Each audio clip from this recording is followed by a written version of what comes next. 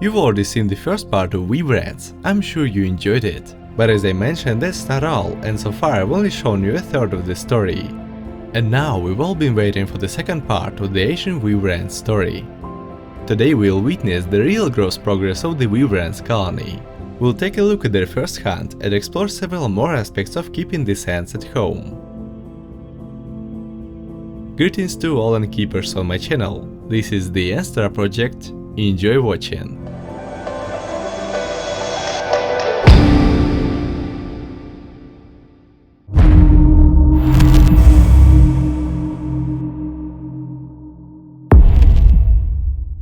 It's time to test the hunting skills of these formidable weaver ants. For this I prepared a paralyzed mealworm, which I crushed in advance to prevent it from burrowing underground.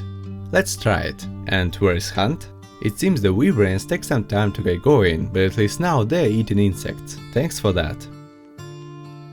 A bit later, a larger group of workers arrived, and they began to dissect the prey in the tube.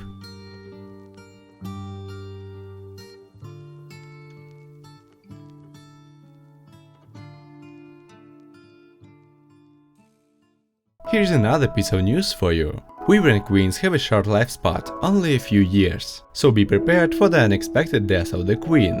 Of course 5 years would be enough, but you don't know the age of the colony when it was captured in the wild, so it's better to subtract a couple of years up front. On the bright side, weaver ants are generally easy to introduce to each other, well, at least in theory. I really want to buy a fresh queen and test if it's as easy as it sounds, but let's revisit that idea a bit later.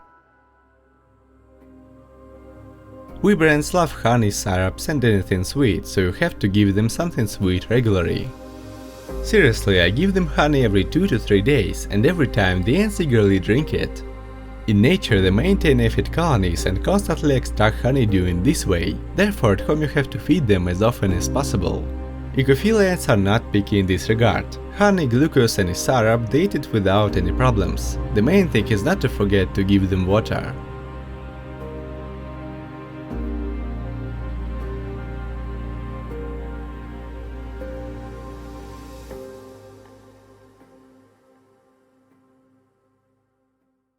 One month has passed. I think if weaver ants haven't died in for weeks and they are still growing, the method can definitely be considered successful. Look at how much brood they have. All the larvae have either turned into pupae or are about to enter the next phase. The ants have woven a very sturdy, let's call it a silk hammock.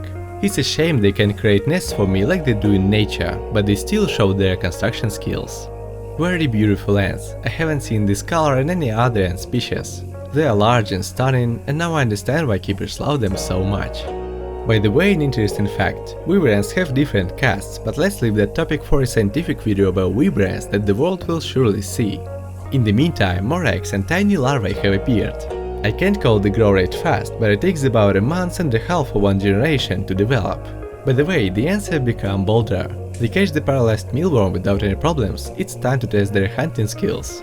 The forest cockroach ventures onto the ant territory and is immediately spotted by a scout. The ants grab it in a special way and pull it in different directions to prevent the prey from escaping. Meanwhile, other ants start gnawing at the poor cockroach.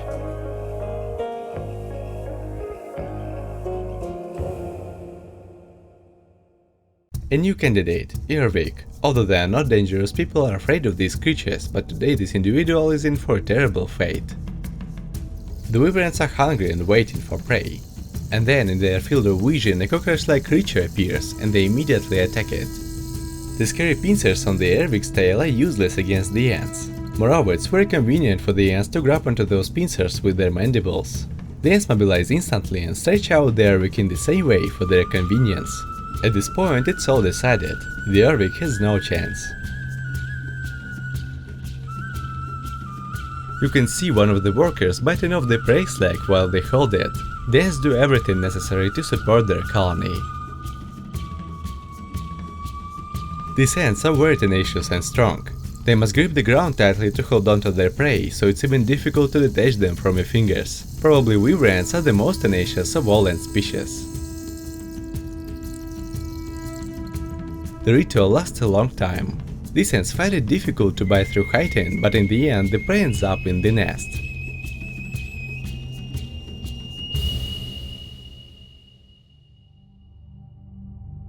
Sometimes there is condensation in the test tube. This is bad and it shouldn't be allowed, but we learn from our mistakes.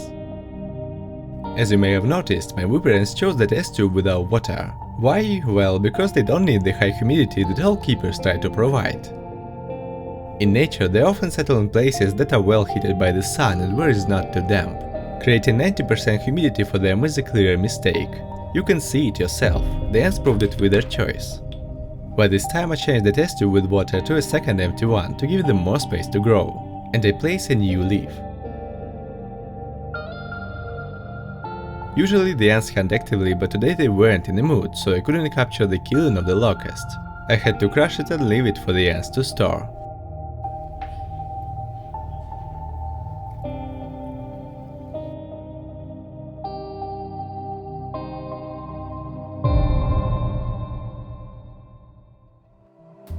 I've always liked how weaver ants look on plants. Well, more than liked. I was thrilled.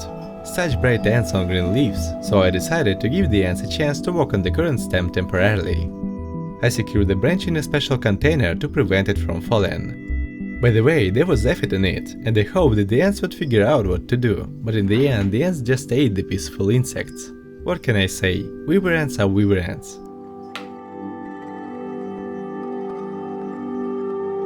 So this is the modest terrarium I created. Perhaps in the next video we'll come up with a real. Who knows?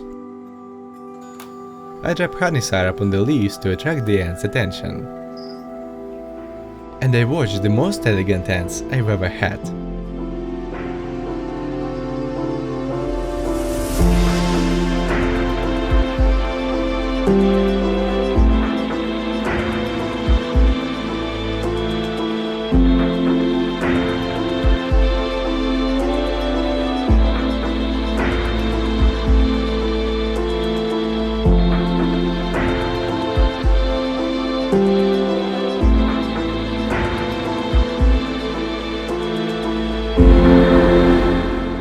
The ants have unpacked most of the pupae and now there are really a lot of them. Have I mentioned how cool they look against the green background? The development of the species is not fast, but it's possible I'm doing something wrong. I'm figuring things out with them as I go, hoping to find the right approach. The theory that they need to be watered with an open water source is something that I came up with based on my experience. By the way, here is what happens to the queen when she doesn't get enough water. Her abdomen retracts, which is clear sign that the ants want to drink. But it's not fatal, and if you notice the problem in time, everything will be fine. As for the lifespan of the workers, I haven't determined that yet. They seem to live for several months, but I can't say for sure. These ants have very durable silk. Over time they add new layers to it, and no wind can destroy their nest. They also like to weave around the test tube from the inside, which can make it challenging to observe them. Regarding water, I try to give it to the weaver ants twice a day, in the morning and evening. I simply drop it on a leaf and they drink it. In nature they live in leaves and they can extract moisture from them, so they rely solely on dew.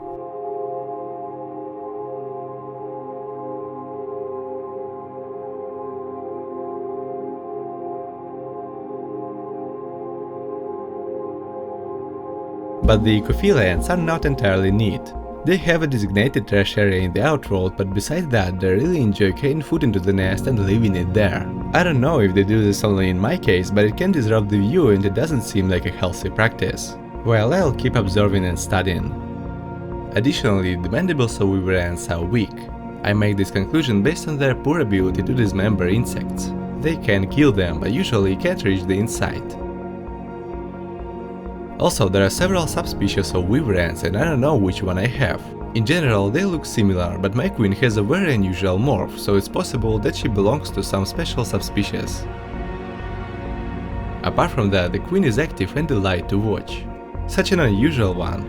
I hope that after my video more people will be able to keep these ants.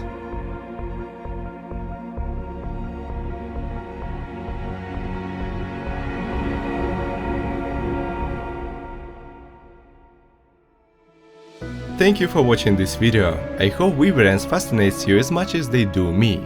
They are still alive and thriving, and in the meantime I announced that the third part about these ants will be released exactly in 2 weeks. Thank you for your support. For newcomers on this channel, I recommend checking out my other videos, and if you've already seen them, I invite you to join my social medias. The links are in the description. This is the Star Project. See you!